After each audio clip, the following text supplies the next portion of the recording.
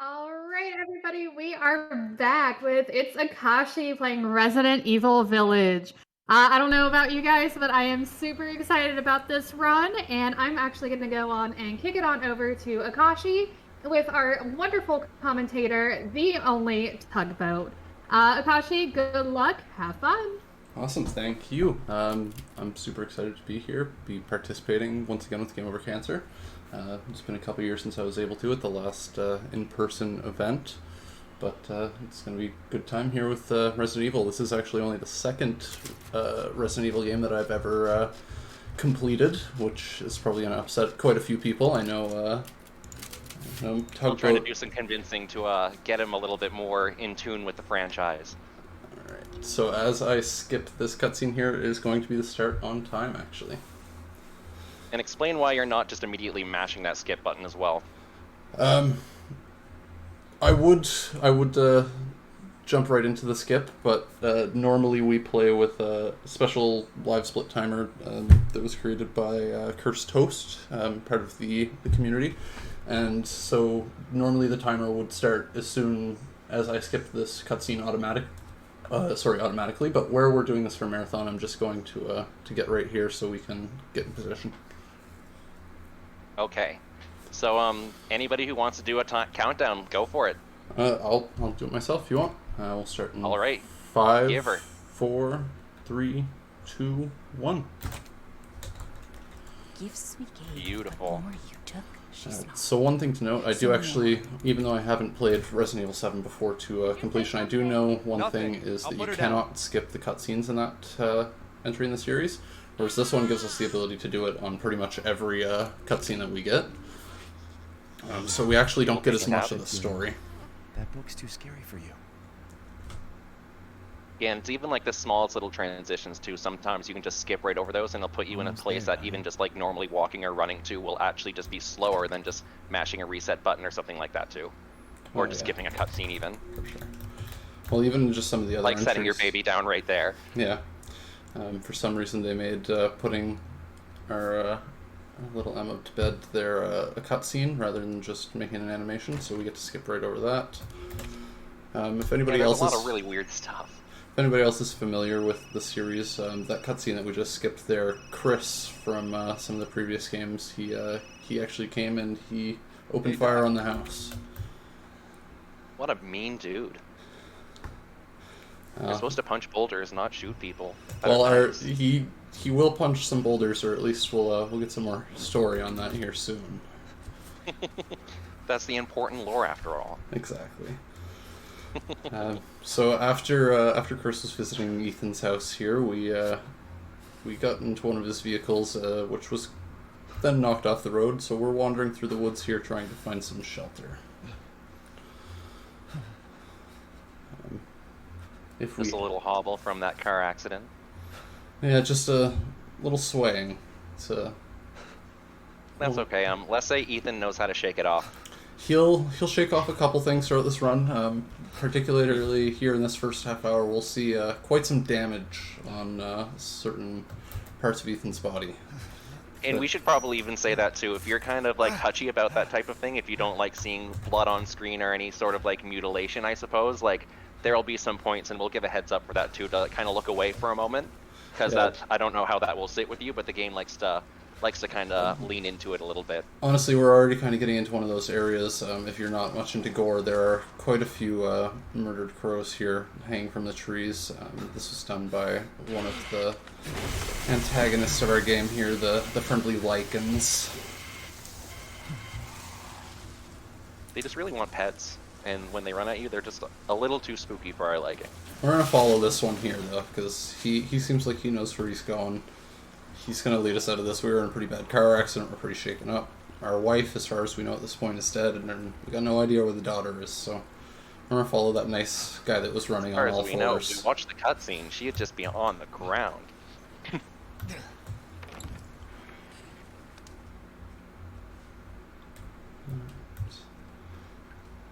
As we come in here, we're finding one of the first buildings as we approach the village.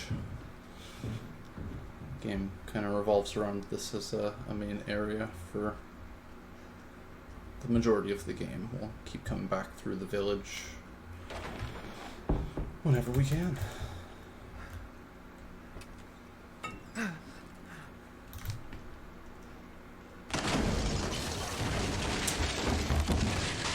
Now, there's a really cool trick you can do there, but I know it's a really, really tight window if you want to talk about that.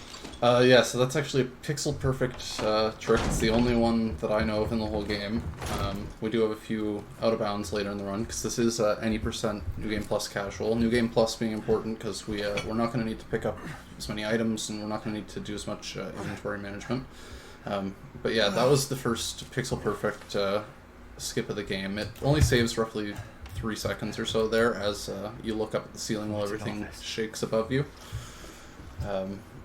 It's pretty tight. You have to turn pretty much on a dime and walk in a perfectly straight line, lining up with a rusty boot or moldy boot that's on the ground there. It's one that I've never quite been able to hit. And right there was another instance where just literally going into your menu and resetting is faster than just running forward. Yeah, kind of weird, but it is what it is, I suppose. Yeah, so it's just an autosave restart there, so I was just paying attention for the marker that I was past the autosave point, and what it does is it just puts me further up that path that I was running up before I hit the restart. So I don't actually have to do the running. It only saves maybe a second or two in terms of me actually waiting through the loading screen, but they come in handy. There's quite a few of them throughout the run. What happened? Definitely one of those times that having a solid state hard drive in your computer actually saves you time. Definitely. For sure. NVMe if you can. Alright, so now we're walking right through the heart of the village, following just the path that we figured out here. We're going to make some friends soon. We're actually going to skip a lot of Oh, we skipped our meeting friends. all of the friends. Alright, we still got that guy. We're going to dodge him there quickly because picking up this next item here, these bolt cutters, will actually make him despawn. He's just gone. Didn't have to fight him.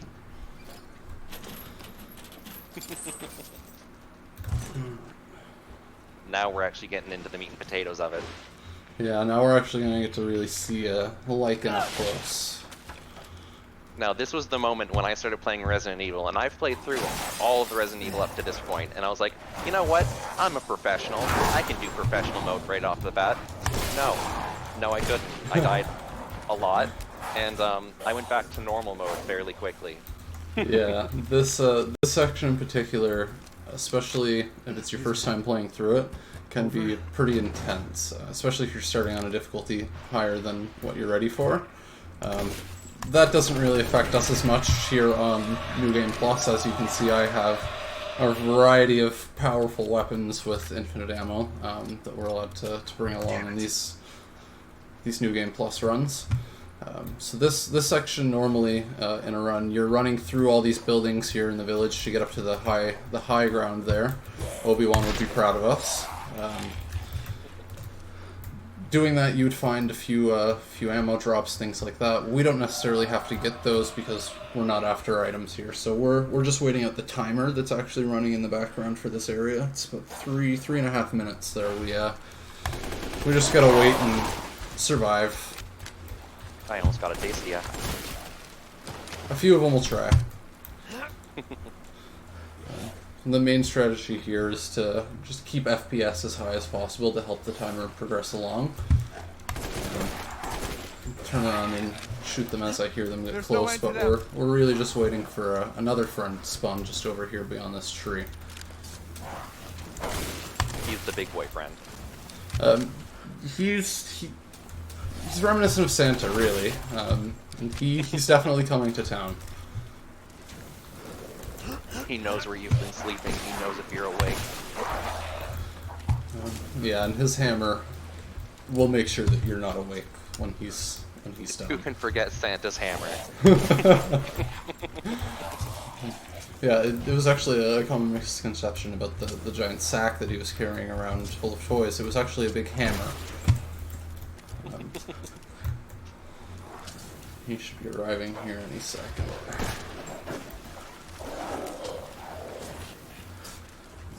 There he is. So we're just gonna hit Santa a couple times here, and make our way further up the river so he can have his space to come to town.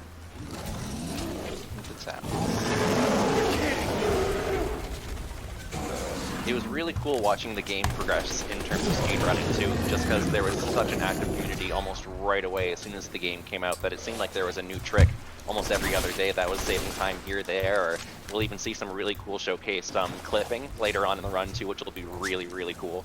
Hopefully blow some minds. Yeah, it's quite a few tricks, especially early on, that were found. I think within a week they had a few people who were looking to hopefully submit runs if they could.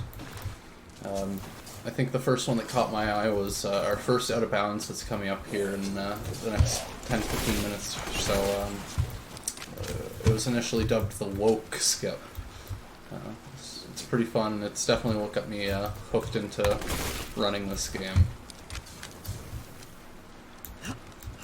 As a Resident Evil player, it hurts not watching you pick up all of these items. Look at all that money. Okay, we're running. Oh, yeah. Oh, Christmas. Oh, okay, bye. Yeah. Or was it there? Just the $35,000 struck by Santa. Thank you for picking that up. Thanks, Santa. He does have some gifts that he brings along with him. We're just waiting out the timer here still. Yeah, it's one of those timers that unfortunately always feels just longer than it actually is. Same thing with Resident Evil 4. You think you're doing well, and it's like, oh, why are they still coming? Oh no, why are they still coming? There we go. Oh no! I don't think you can be an adventurer anymore. So also, it doesn't really matter where you're standing throughout that whole street of the village. Once you're in that assault session, as soon as it ends by you getting hit with an arrow at the end, it'll put you right up near the gate 100% of the time. You don't have to worry about being close to it when it ends or anything like that.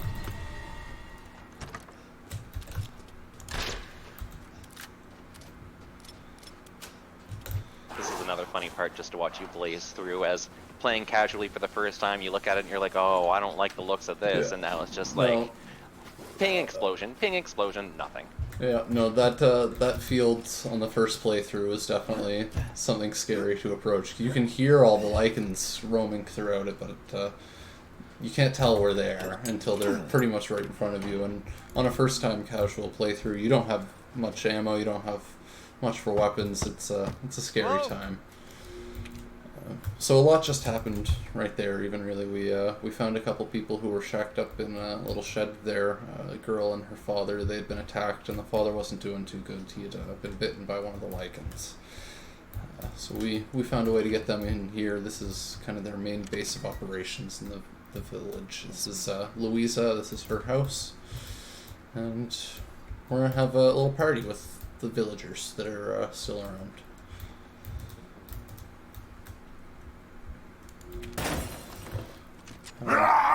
So this is the father that we found in the shed there. He transformed into a lichen himself after having been bit while we were having a party.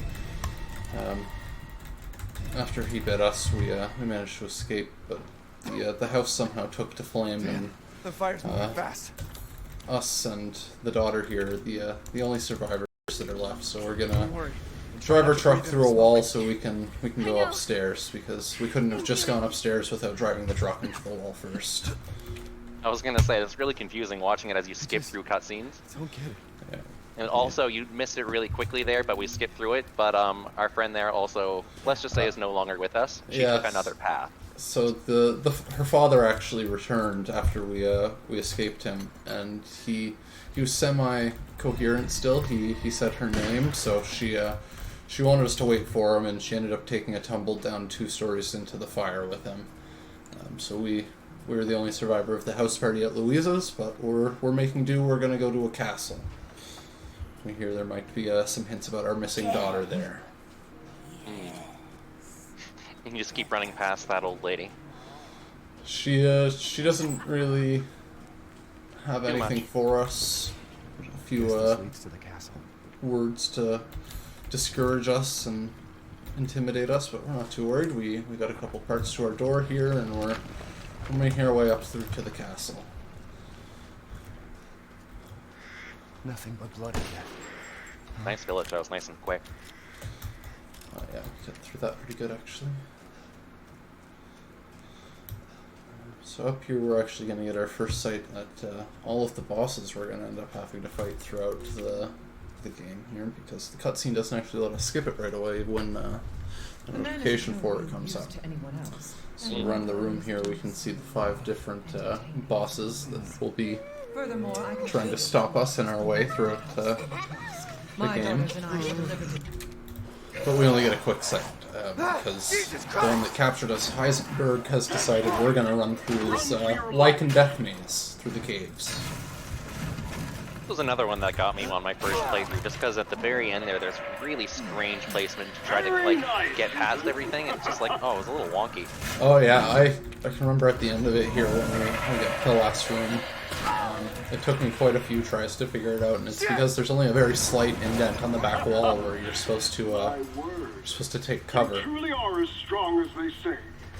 Oh, you didn't think I'd It's let right you here. get It's away. a little hard to see on your first time, especially when you're worried about the big blades coming down So on you. now it's time for the beautiful. I died like 5 or 6 times trying to figure it out. It was so hard. I definitely did as well. Nothing like fresh American ground beef. I'd also like to point out that all the spikes mounted on this are not pointing in straight lines. They're kind of pointing in every direction, so there's absolutely no way that Ethan would have got his handcuffs perfectly caught like that so that they could be cut apart. Video games. Video games. Something's telling me Ethan probably would have walked it off anyway. Yeah, most likely. We haven't seen any of his hand trauma yet, but it's very close here. So this is actually the same gate that we were captured at before. Now we're actually going to get the opportunity to go through it.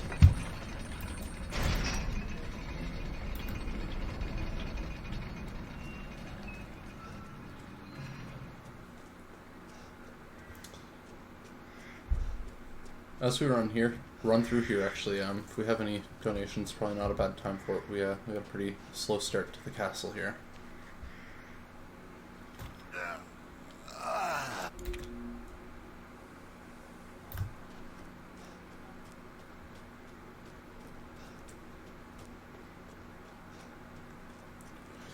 I'm not seeing any donations right this second, but I will take the opportunity to shout out a couple future incentives coming up. We don't have any more for the rest of the evening today, but tomorrow we're going to be doing a Donkey Kong Country 3 run, and we're right now doing the Color Bid War. So right now, we actually have nobody donating toward that right now, so the first person to donate towards that can completely sway going with the original colors or the alternate color sets there. And then also we have a much larger goal of hitting $500 to upgrade the Bloodstained Curse of the Moon 2 run to upgrade to the Legend Hunter. I would like to interject quickly. Anybody with phobia of blood, look away at this time. We're seeing some of Ethan's first-hand trauma. Yes. But definitely, let's get some donations in for those incentives. We need to hit those for sure. I want to see all of that. Mm-hmm.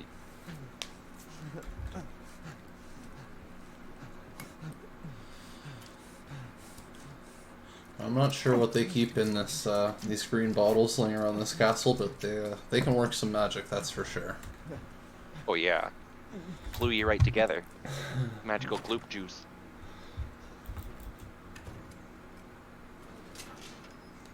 It's going to be really interesting to see how long we're actually in the castle for, too. Yeah, so normally, as we get through the castle here, we're supposed to be looking for some masks. We're supposed to mask the angels. Normally, through a run through the castle here, you'd be looking to get 5 total masks, technically. Here, actually, we got a question from chat. Okay, what's up? In your opinion, what would be the most difficult boss to face while in a speedrun? This game in particular, we are looking at most likely our first one here, Miss Dimitrescu, Lady Dimitrescu. Her boss fight, I ran through the wrong door. Her boss fight can be a little strange in the way that it plays out. She doesn't always follow patterns the same way, depending on the damage you are outputting to her. And sometimes she just likes to stick around for a bit longer than we'd like her to. So definitely she's the hardest one to get used to in this category. I know in some of the harder difficulties, we have certain bosses that require a lot more strategy, a lot more time, like the large fish man, Moreau. He tends to require a lot of certain pathing and mine placement in harder difficulties. We don't have any trouble with him in this category, though. You just kind of walk in and, anyway, I started blasting, and then that's it. Yeah, that's how a lot of our fights are gonna end up going here. We get to choose our loadout essentially before the run even starts, so we're running with a hand cannon, an assault rifle, and the rocket pistol, along with a couple little tools that we're gonna use along the way.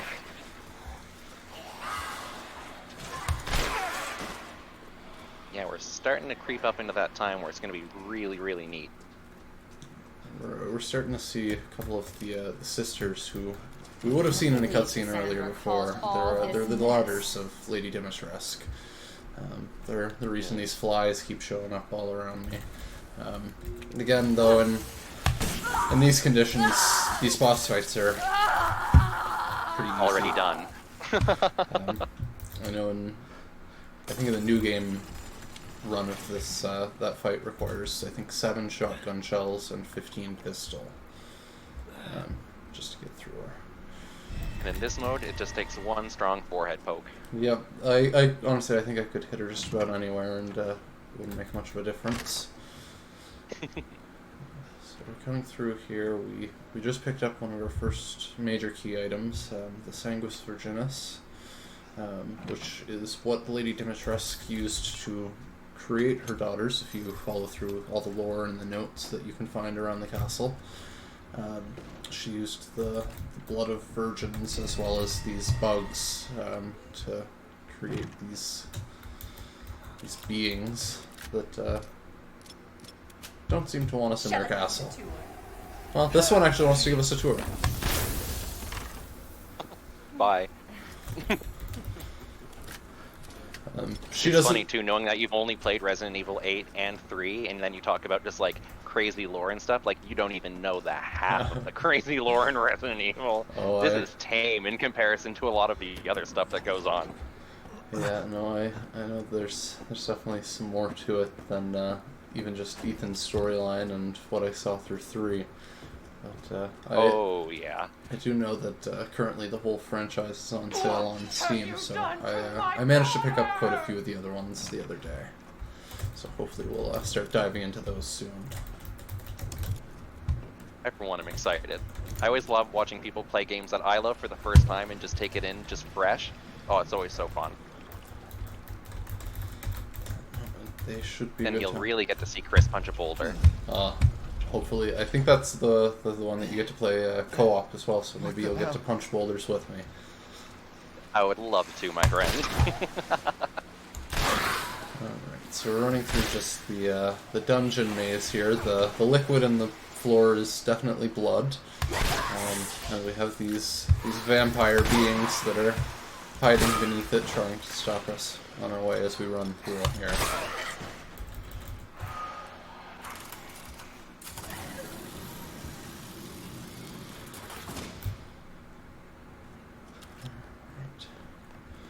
Coming up now, we're put to witness Lady Dimitrescu have a phone call saying that Ethan has escaped and is now missing. To her knowledge, I should still be tied up down in the basement, but I pulled my hands free, so she decided to push me back down into the basement. She did this with nothing but her brute strength. She pushed us down 3 stories into the basement again. Yeah, that was a quick little cutscene we skipped there. Oh, okay, not yet. The next one, we're going to be looking at some more hand trauma here coming up. This is actually another tricky little area. I'm gonna try to get my pathing down just right, but Heads up, everybody. Just there will be a little bit of dismemberment, I will say. We missed the actual happening, but we have just now collected our missing hand. Oh. Say that key item is handy. I definitely would call that one a handy item to have, yes. That was actually really, really good luck through that area. I thought I was definitely going to get hit when she was charging at me, but I managed to stay free. Yeah, that was really clean. And so there we collect our first and only mask that we're actually going to be collecting in this category. Normally you get 5 of them like I was saying before, but in this category we're just going to get this one. Alright, we're gonna see some magical goop juice here again. At this point I think it's just acting as Gorilla Glue, and it's just gonna stick it right back on there with a 0% chance of it ever coming off again. Yeah, no, that we're just gonna look away. We're gonna fight through the pain here. It definitely hurt a little bit before, but as you can see, everything seems to be back to functional. We don't even have the cuts from before. This green liquid that they're keeping around this castle is some good stuff. Even my jacket there was repaired. It stitched itself right back up. This Gorilla Glue is something to be seen. I'm glad that Mirene brought it up too, that this magical goop is so magical, may I say, that the sleeve on your coat also does not have any seams in it at all. Exactly. It is just as pristine as it was before. Yep, perfectly fixed. These healing items are the best ones I've seen to date. To date.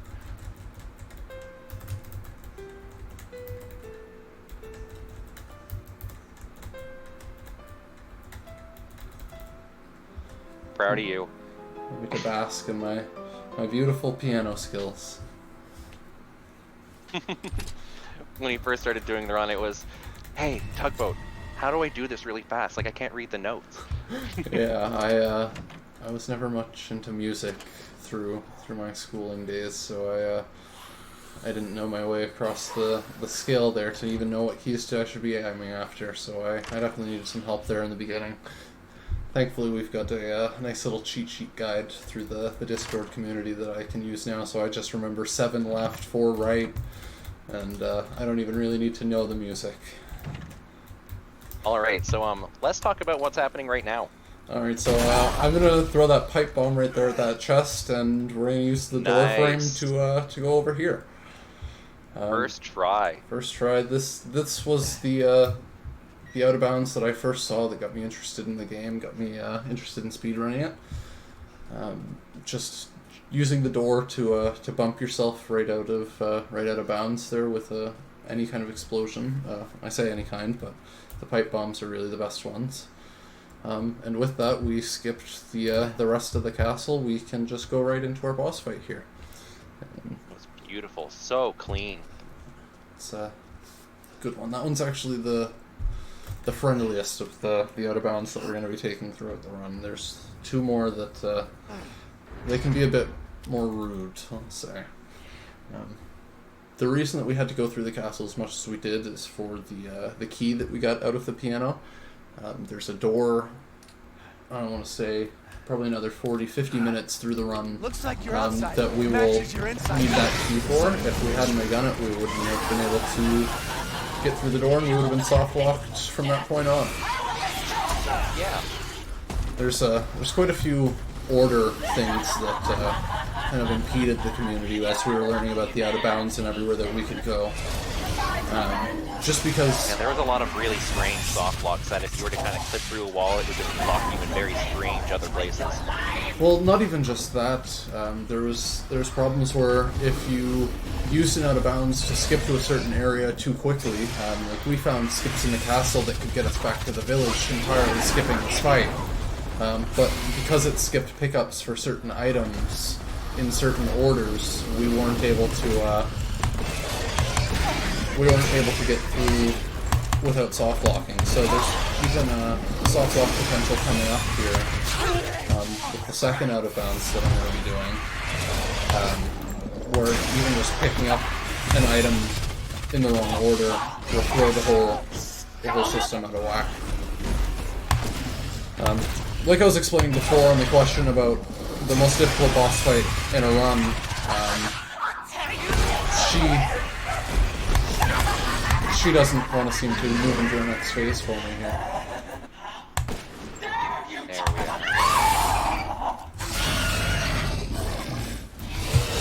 I know something that is really cool for the community that the devs teased when the game was still being developed. I'd love to still see it happen, but they were talking about introducing a randomizer mode for this game that would kind of shake up the direction of the game each time you play it.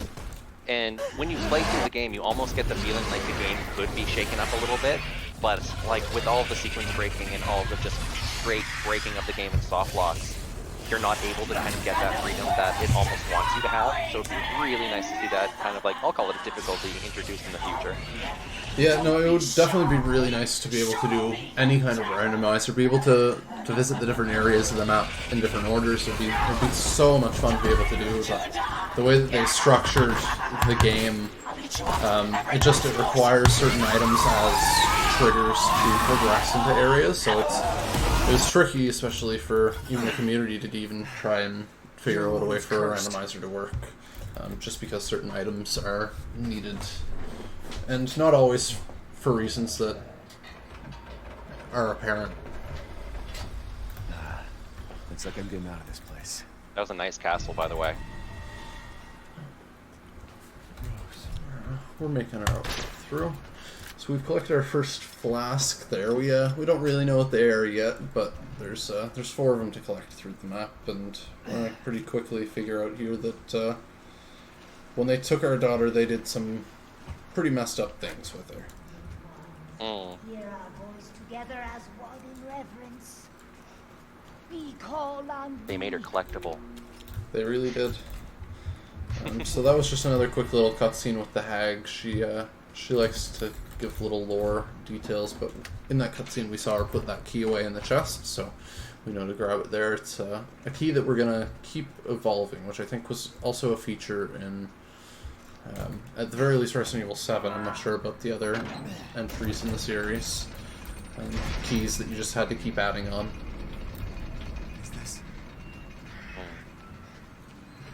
There's a couple like that. There's a lot of different puzzles that will just involve you kind of scouring a very large area and then kind of all gathering in one central spot at the very end, just to kind of open that one path. Like Resident Evil 4, hilariously also in their castle sequence, has a very similar thing of just feels like one large fetch quest all over the castle before you can even progress. Yeah. So we're actually done with our castle now. We've left it behind us. We don't have to go back. I don't think ever. So we're Not ever. We're gonna see our first actual couple seconds here with I had a feeling. the Duke. He's letting us know what was inside these nice flasks that we're gonna be collecting. They're actually the different body parts of our daughter. So we've collected the head already. We're still looking for her torso, her legs, and her arms.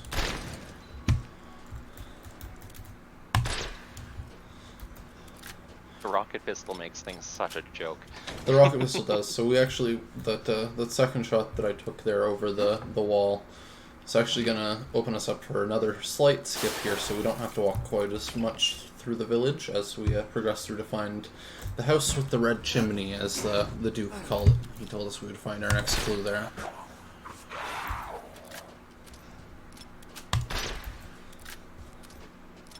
And we're going to enter this little courtyard that says do not enter because we really need what's inside here. Badasses like that. We don't read signs. I didn't even see a sign. I just saw an explosion from your pistol. That's all we need. Yeah, exactly. And so we're actually going to just skip right past these few lichens here because they're kind of slow and we're just trying to get past this tractor. We don't liken them. We don't be liking them.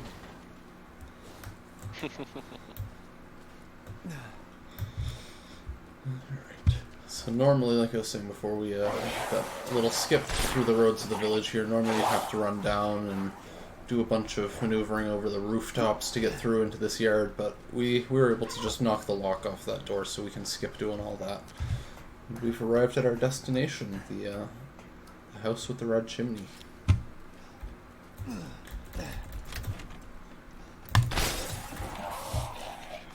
Things happen so fast. It looks like you're just shooting in a random direction, and then just like you just keep running. Yeah, there's a few locations like that where you know there's just one enemy Never saw that Duke again. it's probably safer to kill than to leave alive. So with the rocket pistol, it makes it nice and easy just to flick over to them nice and quick and get them out of the way. How was it? So through there, actually, the Duke gave us a nice map. Shows you where all the treasure is that you can collect around throughout the game. We were able to skip over it a little extra quick there. It's I'm gonna call it a feature that they put in the back end of the game. Whenever you play through the game for the first time in one session, when you get to that area, you won't be able to skip through the map. It just won't let you. It makes you open the map, learn about its contents, whatever. But if you continue playing to another playthrough during the same session, it'll let you completely skip over the map if you've already looked at it. What? So one of the common starts for There's something I have to the tell you. runners is to, before they even start a proper run, they'll load up a save so that they can get to that map, so that when the runs actually undergo, they are able to save a couple seconds with the map there. Rose feels different. Ethan. And at this point, we're You having a have to couple fix it. hallucinations about our wife Mia and our daughter. Yeah, Everyone leaves me. it's actually induced by these nice purple and yellow flowers that we're seeing all along the sides of the road. This can't be real. It's the specialty of our next boss, Donna Beneviento. She likes to poison people and mess with their minds, we'll say. In my opinion, in this whole game, this is probably the most underwhelming boss. It happens very fast. It's kind of just RNG. There isn't very much skill to it at all, and just like, oh, okay, we need a boss fight. Yeah, it definitely is an underwhelming What's going on? end to the area for sure, but I think we'll find that the rest of the area will be quite exciting and entertaining. We're going to have a special guest appearance from Ethan's Nightmares. So, with those lights going off, somebody actually even wrote on the elevator here, even though we can see that we're completely alone here. They want us to come with them, so we're gonna continue on and see what they want with us.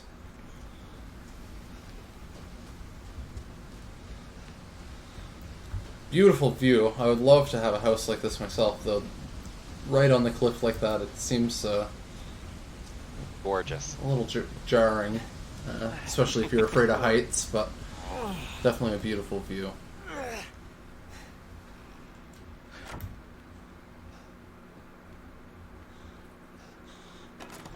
This is Donna Beneviento's home. We're going to take a look through, but we're mostly interested in what she does in the basement. You can see she needs some new wallpaper, or maybe she should just take it down and opt for paint nowadays. But Sounds like something you'd say in a horror game too. We're gonna check out what's in the basement. yeah, we're not too interested in what's in the rest of the house. We're definitely interested in what's going on down here in the basement.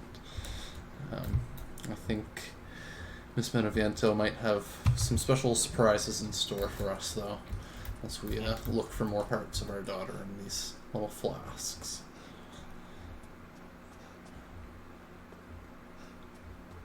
Let's say we're gonna find a good playmate, and they really, really just want a hug, and maybe a taste.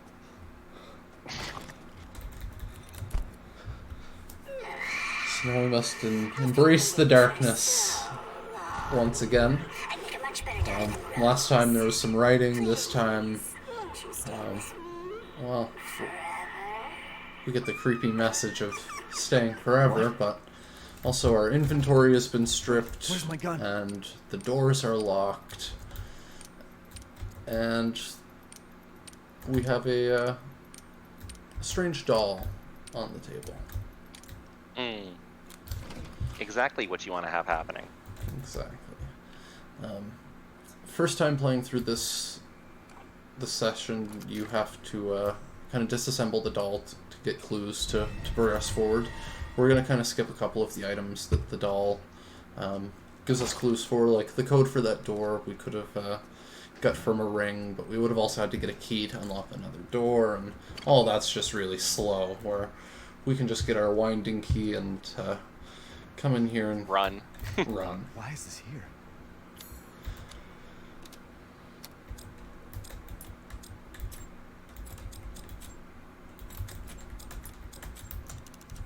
Oh, I'm excited for the part coming up. This is a good one. We're getting into some of the better parts of the run, that's for sure. Some of the more spooky Oh yeah, horror sessions here. it's an excellent spooky season game. Definitely. With Halloween right around the corner, couldn't have think of a better time for this basement. I think we're gonna meet our friend soon. We're getting there. First, we have to use Oh yeah, our... you're right. You're right. newfound I'm getting tweezers. excited. You are. First, we have to watch an interesting movie. Or watch a spooky movie while we play the spooky game. We just need to get some more film for it first.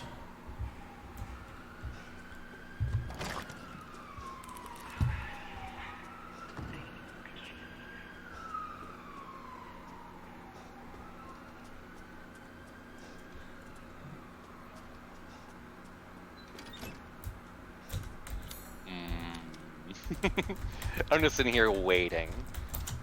Alright, so now we get to watch an interesting movie. It's a dark hallway, seems a bit grimy. Doesn't look like anybody's washed anything down in a while. Oh, there's a well in this basement hallway. Okay, that's interesting. And a cradle. Okay. Not eerie at all. No. It's gonna show us what's inside the well. Perhaps. Oh. Oh. Oh, no. No. Oh, the screen fell and everything. Oh, and a secret door. Oh. What an interesting movie. Who would have thought that just playing a projector could cause all these things to happen? Look at all your friends saying hi. Oh, yes. They're just there to cheer you on. We've got all these dolls, and that one was nice enough to give us the scissors so that, oh, we're stuck inside the wall there. Can happen sometimes with the crouching areas here, especially when using the FOV mod.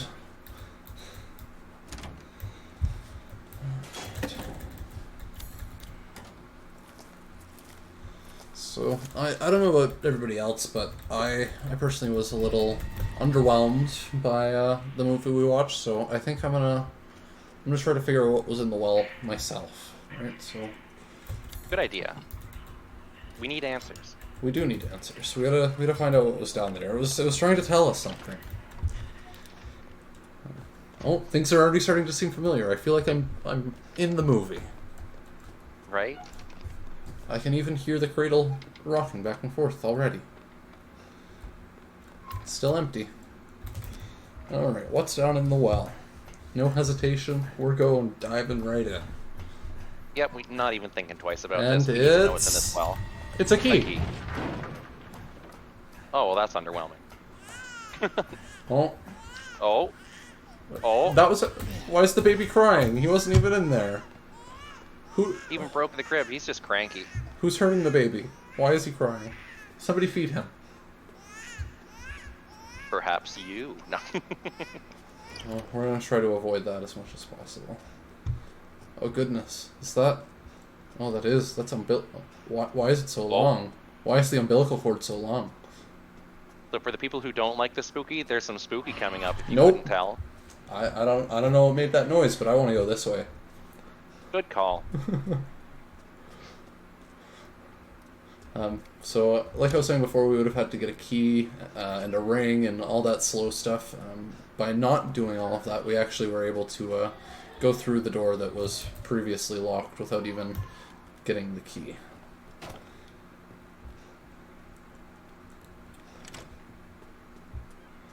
And use our well key to find a child. So now we're actually starting a race. Normally in a playthrough you would run the long way back around so that you could get behind whatever made that loud noise. Haven't even gotten a good look at it yet. No, we'll get a good look at it here soon. But for now, we're just gonna keep running through the kitchen. Hopefully the garlic will keep it away. There was vampires earlier, I think.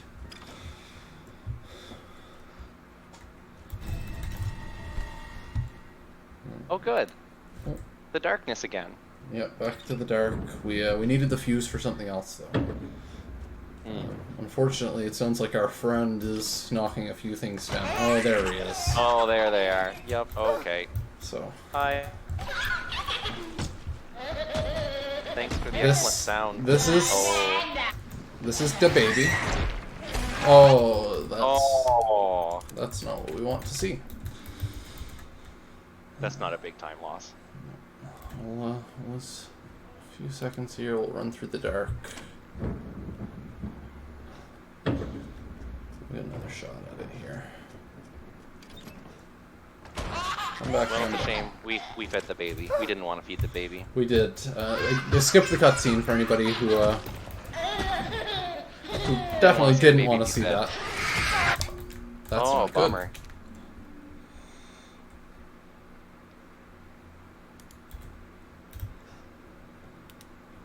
Alright, here we go.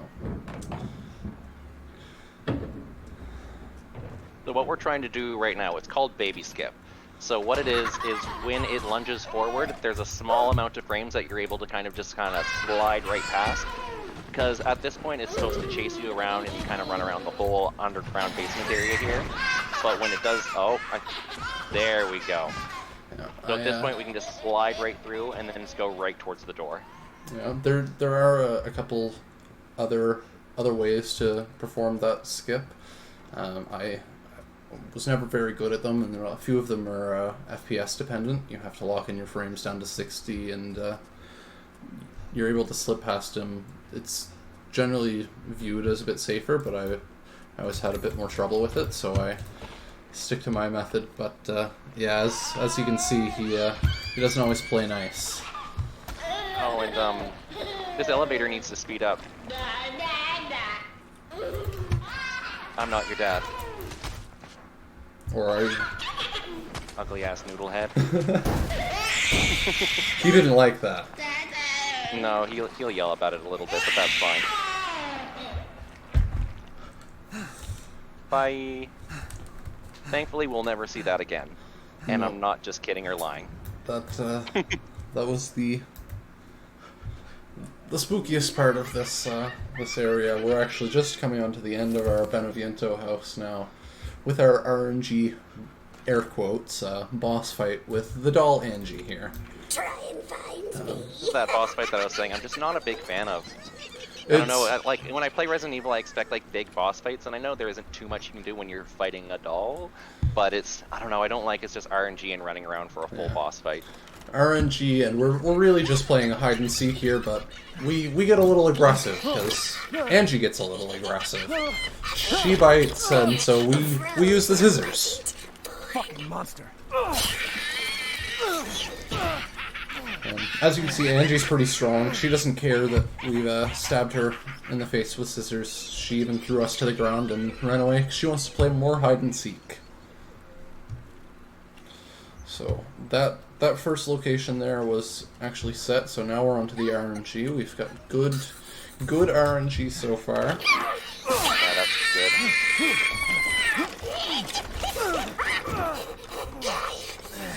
Looks like something straight out of Goosebumps. Oh, it definitely could be, especially with all the dolls everywhere and they're all giggling. Oh, yeah. And there goes the RNG out the back door. This back door. With Angie. This will be the good poke. Yeah, she kind of split her head open a little bit for us after the previous stab, so we managed to get through a bit better. We're gonna give her a second one this time for safe measure. Oh, no, we don't want to restart. We like it so much, we're gonna do it again. Alright. So that's the point you learn that it wasn't actually the doll you were stabbing the entire time, it was actually the person that was controlling the doll, and yeah. Donna Beneviento, the doll maker. She drugged us, and then she sent her crazy dolls. But now we're thankfully done with her, and we get to see everybody's favorite Twitch emote next. Actually, we're gonna need some fish moly spam in the chat here soon.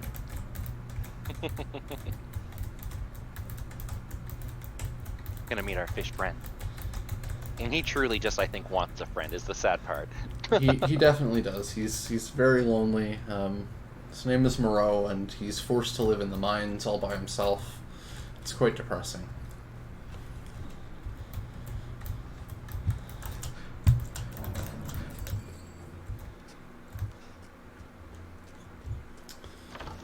Alright. Now that we've taken care of Donna Beneviento, we're able to get through her poisonous garden here without any more hallucinations. You can actually see that a lot of the flowers seem to have died and wilted away, so we don't have to worry about seeing things that aren't there anymore. Also, upon leaving the house, our inventory was restored. We kind of just found it after we came out of the basement. I guess we didn't even really say that we lost our inventory when we fell into the basement there. Yeah, so we weren't able to use our nice little rocket pistol to feed the baby. Yeah, no, if it was possible for me to do away with the baby with any kind of weapons or explosives, I definitely would have opted to do so, but as soon as we tried to pick up the flask at the beginning, there we lost all of our inventory, so we had to get through that pretty much empty-handed, just using the items that we found laying around, like the tweezers and the scissors. Some sort of MacGyver character. But we have upgraded our key. We're now at the 4-winged unborn key, and we're gonna start heading down towards our buddy Moreau. But first, we've got to meet his pet dog. Yeah, he won't be around for very long. He's actually already gone. The hand cannon does away with the crystal beasts pretty well. So this is actually the same area we killed Santa in the very first few minutes of the game here. Now we're able to progress up towards the windmills, where we'll find our third main boss. And this part's kind of a speedy point too, where it's kind of careful timing running across bridges, or else it's just an insta-death. Yeah, we definitely will have a few of those coming up, especially once we get over the water with our buddy Fish Moly. But for now, we're gonna take this long elevator ride. If we have any donations or any shoutouts we want to make. Mirne, did you want to take over that one? I mean, I guys have to give me a reason to stick around, right? I mean, I got my job to do. We don't have any new donations in yet, but guys, definitely check out the really cool incentives that we have going on. The next incentive we have is actually a bid war. It's Donkey Kong Country 3 color bid war. Do you want the original or the alternative? No, let's make it happen. After that, we have Bloodstained Curse of the Moon 2, upgrade to Legend Hunter. And I mean, I don't know about you guys, but I really kind of want to see that. Make sure that you do !D for the donations, and to check out those incentives, !I. Let's hit our marks. Freak. Awesome, thank you so much, Marine. Awesome. So yeah, we skipped through a couple quick cutscenes there, but we were able to sneak up behind Moreau here, and as you can see, he kind of controls these mines. He's made them his home, and he can send up his green goop pretty much all over the place to try and slow us down. We stole our third flask, and we're making our way through the caves here. We found another little lichen nest, but we just need this key. This one actually, reference to tugboat here, is our boat key.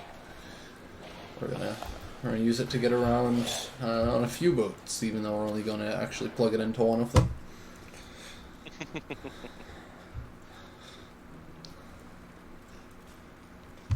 It's crazy how you can just run past all the enemies too. Yeah, that's definitely a big change from some of the other Resident Evil games that I know for sure. There's a lot of the time enemies that just start standing in your path, where here we have them kind of starting out and around. They don't get in our way until we give them an opportunity to, so we're able to just kind of rush right through areas without having to deal with too many of them.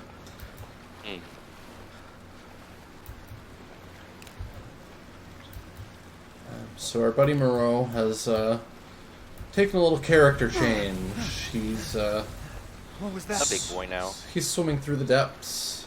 We're hoping he leaves my little boat here alone. For the first time, actually, since he shot up our house at the very beginning, we're actually going to get a cutscene with Chris right inside this little tent here, but unfortunately we don't have time to talk to him because he was just going to try and get in our way anyway. Shout out to the mods that change the baby in Chris's head and swaps them. Priceless. That's a good one. I'm also a big fan of What am I supposed to do? the one that changes an enemy that we haven't seen yet that's coming up in the factory. Propeller head. He can be transformed into Thomas the Tank Engine. Classic. Nothing like being chased down a narrow hallway by a giant train. The scariest Not- toot there will ever be. Not to jump in, but off of that, did you see the mod where it turns the first boss into the Thomas the Tank Engine? Yes, I've Our seen head? it. Yeah. That has to be one of my favorites. They have quite a There's few no mods priceless out. good mods. Oh, there are. They have quite a few for the first boss, especially when you're just wandering around the castle. There's some where you can actually, every time you look at her as you're wandering through the castle, her hat will just grow in size. So if you look at her enough, eventually the hat will just be down to her ankles, and you won't be able to actually see her just hat. I Just would had- constantly stare at her just for that. Yeah, it's really funny for how much just activity there's been in this game as a whole. The modding community has also been really, really unique for just like really cool and useful mods. There's one that we haven't seen here, but there's one that's pretty commonly used that you can actually see boss health bars as you're fighting them. So there's really useful utilities like that. And then there's other times you get Thomas the Tank Engine. Yeah. There's also a few that, like the lichens that we've been dealing with throughout the village. There's a few mods that can turn them into different characters, like the Teletubbies and things like that. It's quite the variety of things that the modding community has been able to put together. And the game's only less than 1 year old too at this point, isn't it? Oh, that shouldn't have happened. Oh. Yeah, that was weird. You weren't even on the bridge. I was So, not. to explain how that happens, when you're on the larger platforms there, you're in a quote-unquote safe zone, but all of those little floating bridges, if you're standing on those, when he pops his head up, it's that instant death that I was talking about. So Yeah. unfortunately, the game kind of registered the bridge strangely. It didn't seem like to either one of us there, but hey, that was close. Yeah. It's very possible that it was just a little display disparity due to me using the FOV mod. Normally this game has a locked-in field of view at 80/70, which is just a bit low for me. I've played too many games now at over that, so I zoomed it out quite a bit here for this run, but I do know that can interfere with slight positionings when I'm trying to just stand on narrow pathways.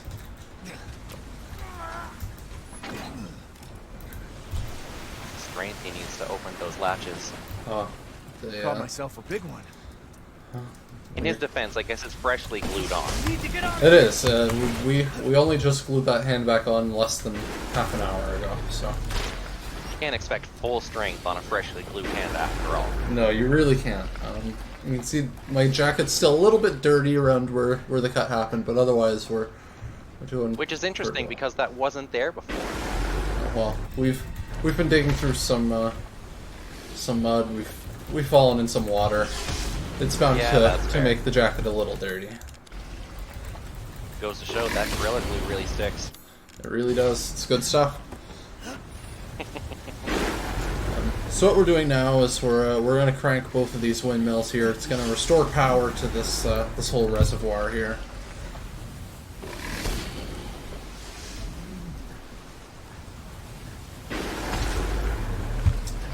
right here, it actually is the first time where, not having picked up an item earlier, we still get to use it. It's not one that we actually needed to pick up earlier. This hook that we're using to grapple across here, you would have picked it up normally back in the castle near the very start of the game. But we completely skipped over that part, so we never got to pick it up. And luckily, it's not one of the mandatory items. Okay.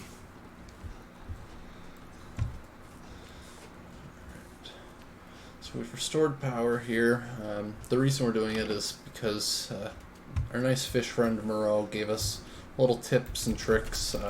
The exit to this area is underwater, so we're going to use the reservoir to get rid of the water. We're going to open the floodgates and go check it out for ourselves.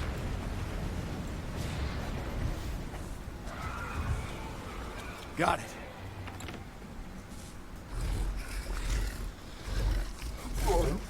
We're actually racing our big fish friend here. He won the race.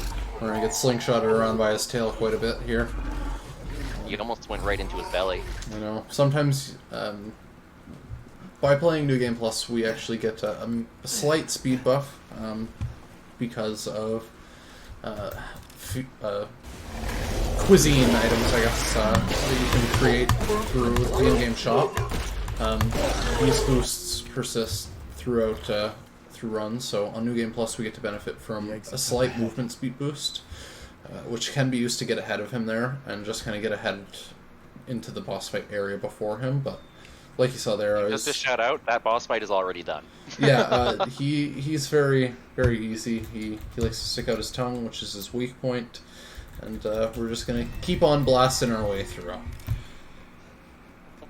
It's pretty much the definition of the whole run. Yeah. So we've now fully created our key that's going to get us through most of the map. We're going to take another ride on the elevator. We were just invited in that last cutscene to visit one of the other bosses. His name is Heisenberg. He's going to be coming up here shortly. It's not Walter White, don't worry. No, this Heisenberg chooses different things to make in his laboratory. He's much more into mechanics and personal modification.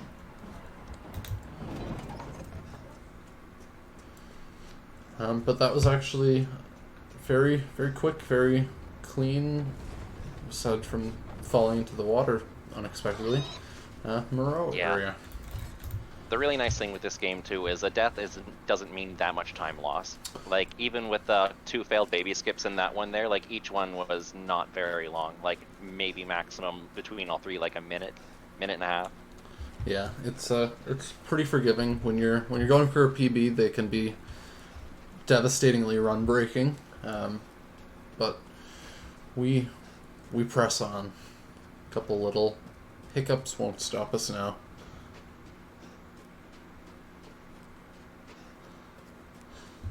These are actually some new signs that have been added. I'm going to take care of the goats now, so we don't have to worry about them later. It's not just for animal cruelty, I promise. No, goats have a long-standing history of ruining speedruns. They like to run right at you and ram you, which can even knock you flat on your back, causing up to 10 seconds of loss, which can be pretty rough. And nobody wants to say the goat cost the run. No one wants to say the goat cost the run. We're coming up now on our second kind of castle area. This is the Lycan Stronghold.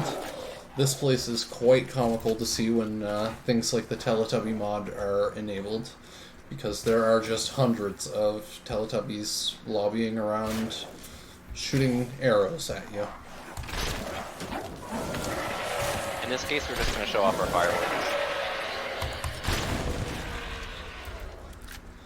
I was able to hit an exploding barrel while still around the corner there, so I didn't take any stagger or damage as I came around it.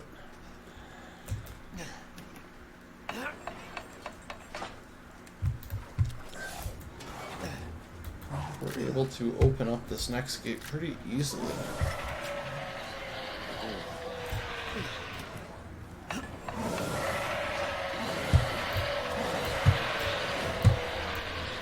As you can see, though, they don't appreciate me opening their gates. That's okay. We're just gonna keep on blasting about it. Oh my. The one dude got the big blast. I almost feel bad for him. He'll be alright. He's in a better place now. Right. Now we enter the stronghold. I'm actually just gonna This is, grab well, one quite of- comical overall with the rocket pistol. Yeah, we're gonna run right through here. Grab one more pipe bomb there before coming up, This just must be for the a den. little bit of safety going into the next area after we're done here in the stronghold.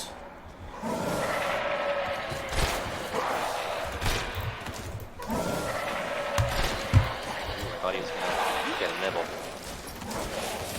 Ooh, this guy's gonna try. Ooh. Oh, that was close. Nope. Bye. Took a bullet to the knee. Yeah.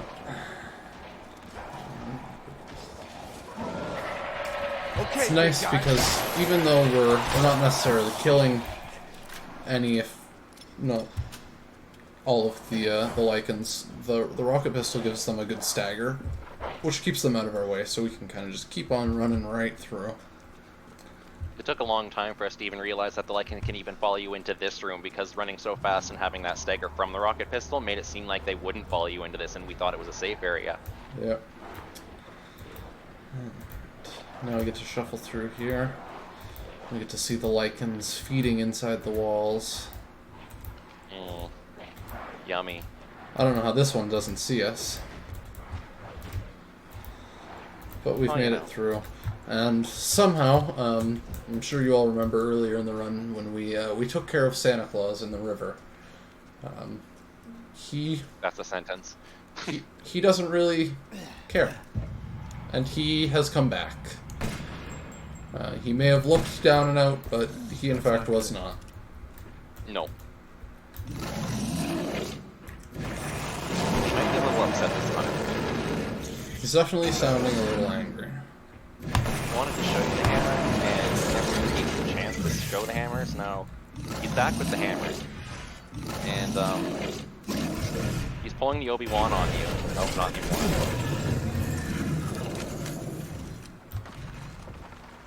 Okay, bye. He can't actually take a death while he's up on that elevated platform. We've got to try and forcefully stagger him so that he'll jump down to us. So that we can finally deal the finishing damage. So just hit him with 2 or 3 shots from the heavy pistol here, the hand cannon, and then by the time he jumps down, we can just hit him with a bullet or 2 from the AR and be on our way. I have another question from chat. This is from Belloween asking, are we on the naughty list now? There is a possibility. We still have one more Santa to visit. He's going to be the angriest one of the bunch. We'll have to ask him. This is a good point to put a disclaimer. We take no responsibility over any and all coal found in your stocking this holiday season. So this actually right here is the key that we got from the piano, finally coming to use. It's the only time we're going to use it, but we needed to pick it up from the piano way back then so that we could use it to get out of that area.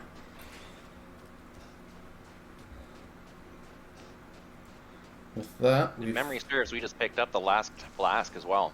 we did. We are now going to proceed back up here to the Giant's Chalice at the altar. And we're going to put the rest of them in. You'll remember earlier I already put one in after unlocking a door. So we're going to put the rest in, and hopefully this will put our daughter back together. It's that easy. It's that easy. You'll also notice that the very center of the Giant's Chalice here has the umbrella logo. They do tie into this whole story. Perhaps he hasn't laid eyes on. This was one of their outpost research facilities led by Lady Miranda. We've caught a couple glimpses of Miranda so far throughout the run, but we'll see her for real here soon. What's going on?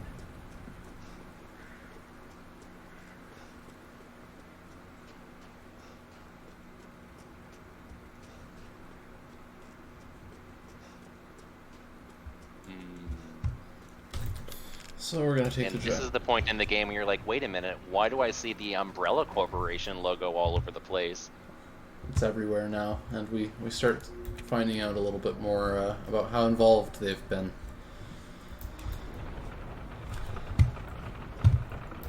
Fun part about the whole Resident Evil lore, there's basically one document at the very end of the game. There's one person that's like, I'll say the head of the entire Umbrella Corporation that like, it ties the whole thing together by just one letter from him to, we'll say, the main antagonist of this game. And is just basically saying, no, I don't like the way you do things, and that's it. I'm gonna go my own way. It's like, okay, thanks. Don't worry about the kid, Ethan. Basically. It'll be fine. So the first thing he tells us to do here is to not worry about our kid, after the only thing we've been doing this entire run is worrying about our kid. We're gonna have words with him. Welcome. I Welcome. don't think you'd make it past Daughter Moreau, but I suppose you survived worse back in America, hmm? I like you. Back in America, referencing his time with Jack in Resident Evil 7. I know a little bit about that story, but not very much. Don't worry. It's not a trap. That'd be an excellent game for you to learn how to run next. What are you It's planning? really, really cool and definitely cranks up the spooky. For sure. The first thing that Heisenberg told us there was that this is definitely not a trap. But then he pushed us through a hole in the floor, and we're getting chased by the giant propeller man, and it really seems like a trap. Doesn't seem like he actually wants to be our friend. No. Dead end. Maybe he was potentially using us? What a bad guy. He's a little crazy. Anyway, we're gonna jump into his garbage chute, and here we get to see kind of some of the remnants of, as I was saying earlier, he's a little into mechanics. This is his What scrapyard. was that thing? He has a couple toys hanging around here. This ledge hates every speed run. It really does. There we go. That was way more difficult than it ever needed to be. Yep, and it's only that one ledge out of the 3 that we jumped up there for. Only that one will ever give problems, and it's just inconsistent. There's no better way to do it. It's either you got up it or you didn't.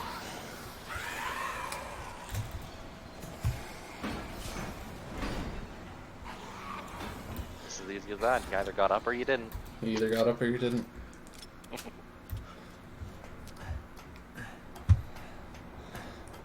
Alright, so we went down a few floors there by jumping down the garbage chute, but we're starting to make our way back up through the This place is factory. messed up. As we can see, there's conveyor belts of his machinations being carried around. We're gonna progress through. This is the next area. I can't remember exactly how soon it's going to be coming up, but it'll also be where we see our next clip through the wall here soon. This one's a little bit more tricky, though.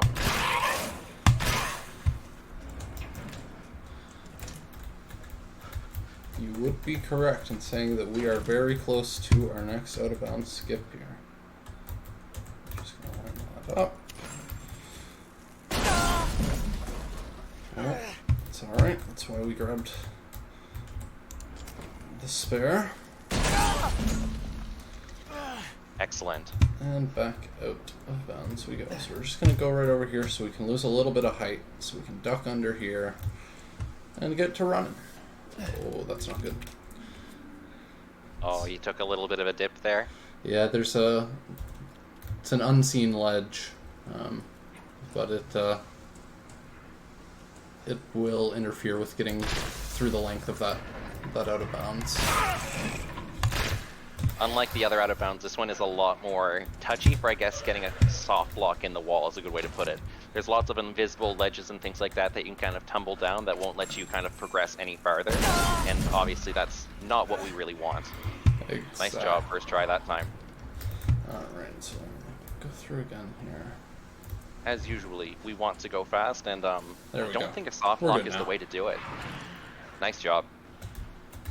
So the reason for that out of bounds is so we can come through the back of that door. Normally we have to go through a long convoluted path through this whole factory, but we'd rather not do that. So we're gonna skip over that by unlocking that door a little early. This area, actually, even without the out of bounds, is very easy to achieve a soft lock. Picking Yeah, up you need to be very careful. so much as picking up items out of order will soft lock the game here. So even though I could technically go and get the next item that I need, because I don't really need this horse relief that I'm currently making. If I were to go pick up my next item without getting this out of the foundry first, it would soft lock and we'd get stuck here in that next room through that door that we unlocked. So we just gotta make sure to follow the order, and we shall make it through. It's crazy too how fast the game just goes by. Like, especially with the cutscene skips and everything like that, it seems like you're not actually taking any of the game in, and it's all just a blur, and you're just running and shooting and blowing things up. I really am. By skipping all the cutscenes, we don't get any of the story, really, so we miss out on quite a bit. The most story we've gotten is super gluing our hand back on. Yeah, that little unskippable cutscene is really where we get the most of it, but it's still a good time, even without the story. Once you've played through, you get the gist of it. And it's really the tricks that make the run feel good. Even casually, this is just a really fun game to play. Like, it still has a lot of that Resident Evil spookiness, but it still ties in a little bit more of the action-y stuff as the later games. They started kind of mixing it again. I'm hoping that if we see another Resident Evil game, they'll keep on with the spooky. Yeah, for sure. We're actually going to skip as many of the enemies through here as we can. There's quite a few of the bigger mini-bosses. Miranda. Truly disappointing. They're a little mean, and we don't want their drill to be the drill that pierces the heavens. We really would not like that to happen, no. To be our children. These are some of You locked Heisenberg's us away in the village. machinations, some of his test subjects. They basically all have drills. He's a big fan of drills. Can you even understand that humiliation?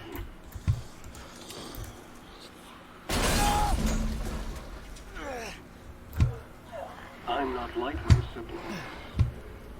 I want nothing more than to be free of that bitch. So I need power.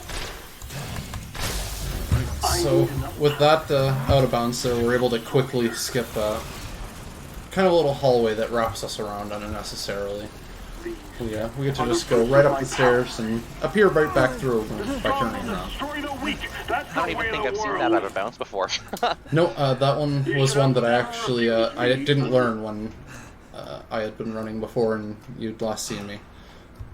It was Crazy. a slightly newer one that I wasn't quite prepared enough to try at that time, but I've spent the last little bit practicing it, and we managed to get it first try, which was nice. Give people a bit of context just because it's a little funny. Akashi and I used to be housemates and work together for quite a number of years, so this is just really cool to watch a run just in a GOC setting.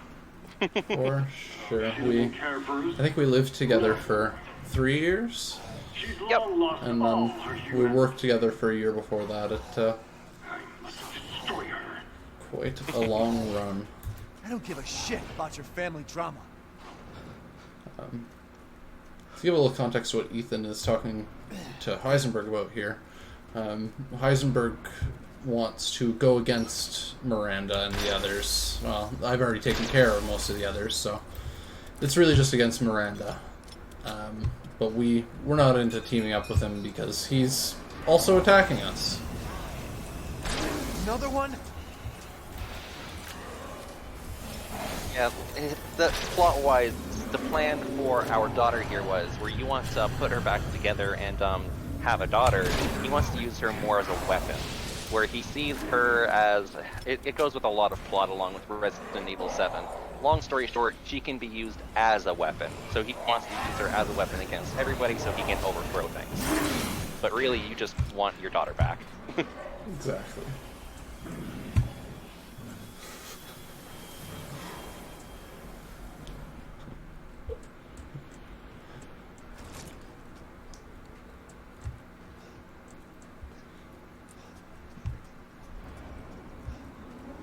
Malcurios just made out a good point there in chat. We're talking about living together, and the game really did not care about our family drama. No, it has better things to do right now. It really does. This little hallway right here with this fan spinning out of control is actually a little prelude to a fight coming up. Shit, that was close. Something to do with propellers, and not so much Thomas the Tank Engine. Not this time. We're gonna walk along these pipes here and try not to fall down into this this exhaust tunnel, I guess. I'm not even sure what this really is, but we're gonna climb out of this Big pipe. big pipe.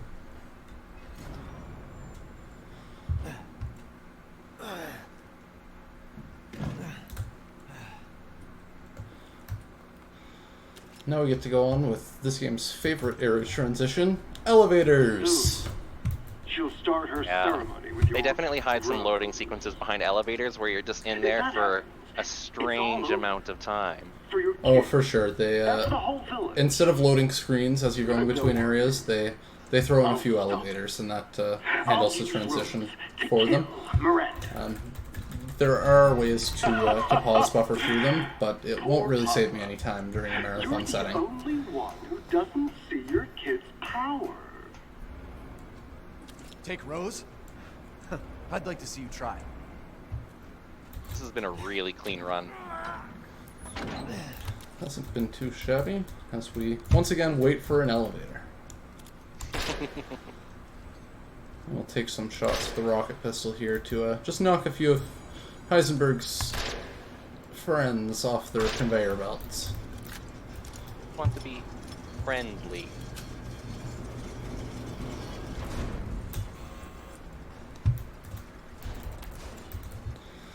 And we're going to take the Yeah. elevator that just came all the way up from the bottom back down to the bottom. Why'd you gotta wake up the Duke like that? He was sleeping so well. I'm actually surprised we didn't get his line earlier that he was annoyed at me for ignoring him. Usually when we're putting all of the different parts, all the flasks back into the chalice, he can make some comments about It's dark. leaving him hanging and not visiting his shop.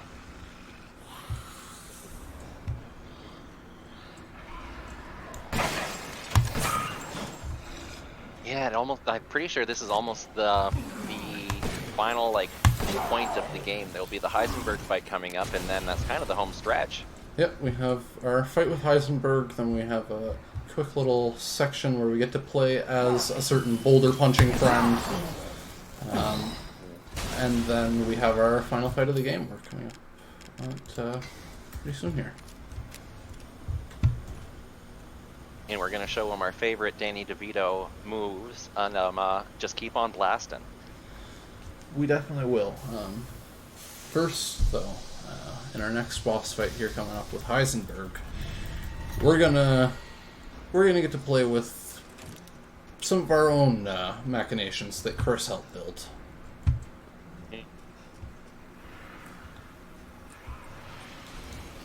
Feels like a season premiere of Battle Bots, featuring Chris Redfield.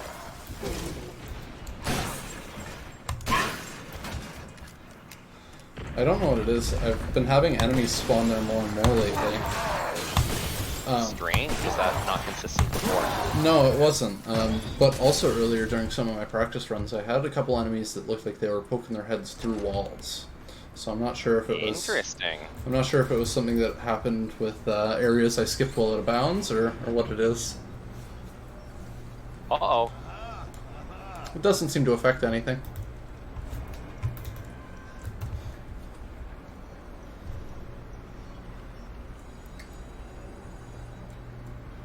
Mirne, while we're taking this nice elevator ride, if you want to talk about some donation incentives or anything like that, now's a good time. Absolutely. You know I'm always ready to talk. Alright, first I want to say that, guys, we are not that far off from our overall goal of $2,000. So definitely get your donations in. I would love to see that just being shattered by the end of my hostingship tonight. I know we can do it. Let's go. We also have some really cool incentives coming up. We have Donkey Kong Country 3 Color Bid War. It's between the original or the alternative. Let me know which one you guys want. We also have Bloodstained Curse of the Moon to upgrade to Legend Hunter. So let's get those donations rolling in. I'm really excited about everything that we have coming up. Yeah, all those sound super exciting. Let's definitely try and get some donations since we can hit that $2,000 mark, everybody.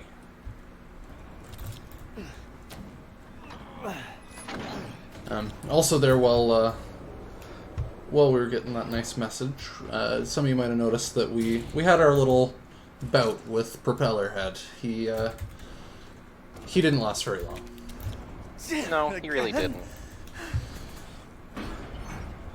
So here, Ethan's a little upset because we're back down here again. We're at the very bottom of the factory. It's not the first time we've been tossed down a big hole or through some floors this run, and we're back down at the bottom of the stronghold. Ah, yes, our battle bot. Ah, yes. Built by Chris himself. We're going to take it right on the elevator, because the Duke was nice enough to clear off for us and make some room. Well, when you see a giant battle bot with a chainsaw and a gun arm, I don't think you want to stick around. You're not wrong. We have our chainsaw right here, we've got our machine gun, we've also got a heavy cannon mounted and loaded. As we enter one of our last boss fights here.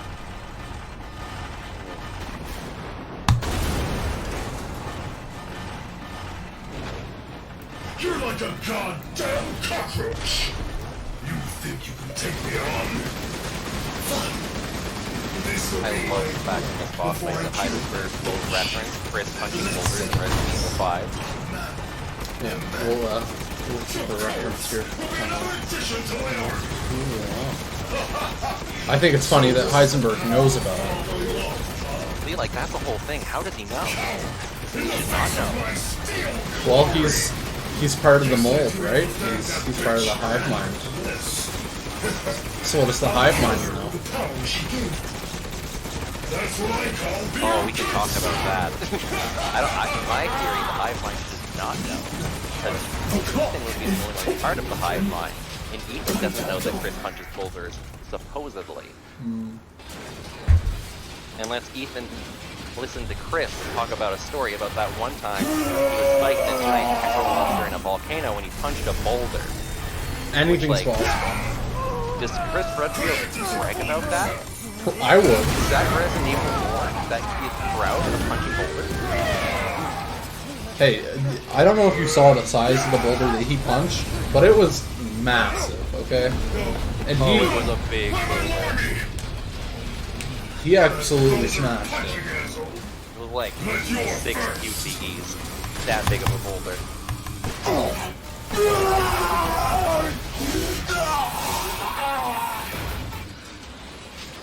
You okay there, Heisenberg? You need some of that goop juice? He probably does. He's definitely not feeling so good. He's got a lot of electricity coursing through him.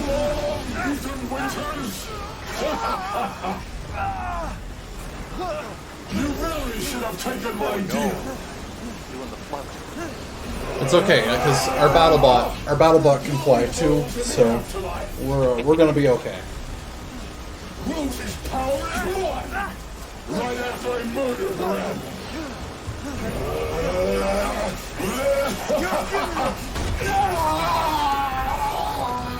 There's Heisenberg. There he is. This can't be the end for me! Hate to break it to you, bud. It might be. He's not feeling so good anymore. No. Needless to say, he felt that one, Mr. Krabs. He definitely felt that one. So a lot of info is gonna hit some people pretty quick here, especially if you've never seen this game before. Because obviously we are playing as the character Ethan Winters. We just fought that boss. We skipped one cutscene. Now here we are. I've confirmed the death of Ethan Winters. And latest injury that we have skipped over, the big bad of the game, Mother Miranda, actually ripped out our heart. and we're dead. So now we're playing as Chris Redfield. But something's telling me that Ethan is just too strong for that. He doesn't need anything to pump his blood. I honestly, I think we could probably fix the heart with a bit of the green goop juice. I bet if we put poured a jar of the goop juice where the heart goes. that could probably work. Probably would work. Everyone watch for hostile bioweapons. Alright, so everybody watch for hostile bioweapons. Made contact with a group of hostile bioweapons. There's one. There's more than we thought. Watch out. Well, there's a few. More than we thought, even. Possibly. Western route is clear. And there's one grenade right here. Nice. BSAA craft spotted. 2 guards. I can take them. Don't get cocky. I'm actually just gonna really quickly shortcut that. What the hell is that thing? It's all new to my seat. That's probably where Miranda is. Let's go. Large mutated bioweapon sighted. So, as Chris, we have a different weapon loadout. We have a few different things we get to use. We don't have our same rocket pistol and everything that we had as Ethan. So, some of our fights here will be a little bit different, where the items that we have actually do matter a little bit now. Never heard of a mutant mycete colony growing so huge.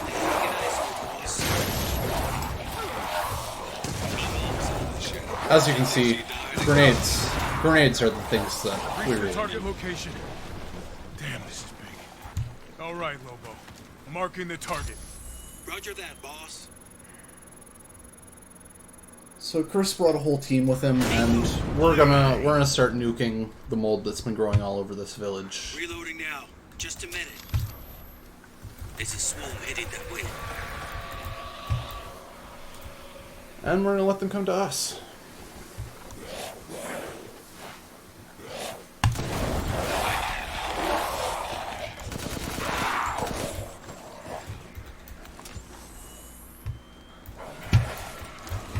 Reloading. Emergen soon. Okay, Captain. I'm reloaded. Ready when you are.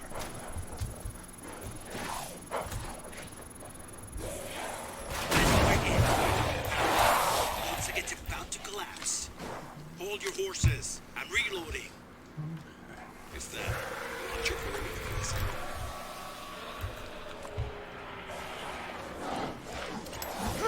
I definitely did not realize the first time I played it too that you're able to aim your thing at the bottom as long as it's actually centered on the actual hive at the end. That little shoot Yeah, saves a lot of time. it really does. Or I guess I should say saves a lot of stress. I'm reloaded. Where should I point next?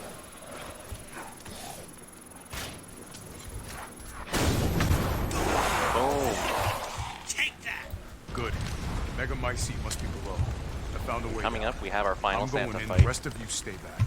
Final Santa as Chris, and this one's actually going to be quite different from all the rest. Usually Santa wasn't this big or creepy. And we had some stronger weapons to deal with Guarding the him. mega mycete, huh? This time he's kind of cranky. He's been knocked down a couple times. So we're actually just going to flashbang him really quick here, and make our way behind him toward his weak point is.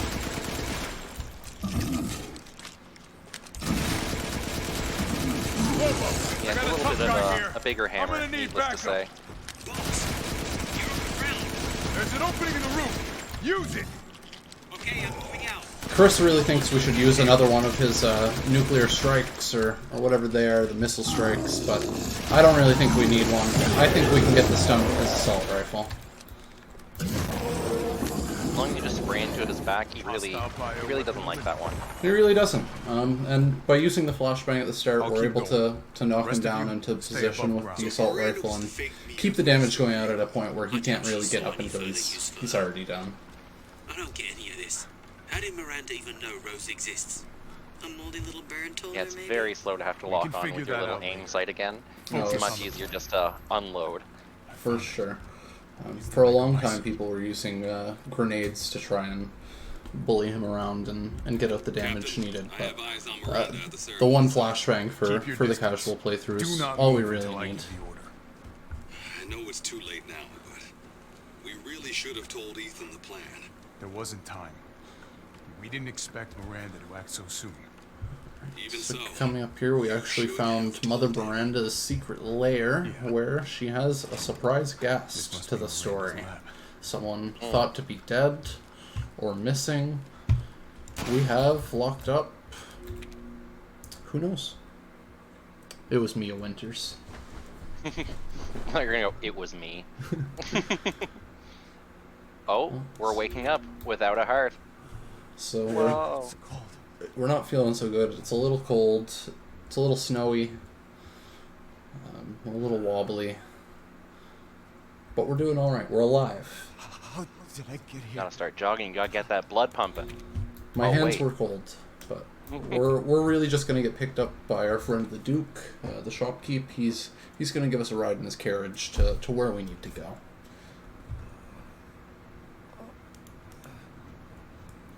And right here, this is like the very final end of the game. Yeah, we're gonna. This is our like final go at getting our daughter back. We're gonna go up here top of this hill to the ceremony site, 'cause that's where everything has to happen. Is the ceremony site? That's where we lost our heart. We gotta make our way back there. We'll see who's waiting for us at the top of the hill.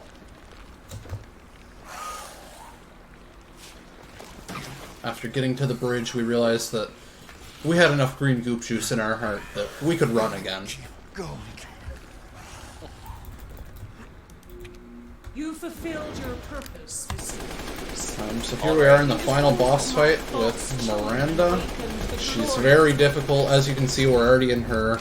It's her 5th phase. It's been very, very difficult. This is how. So now you can die peacefully. Time's gonna be coming up here To very ensure shortly. I never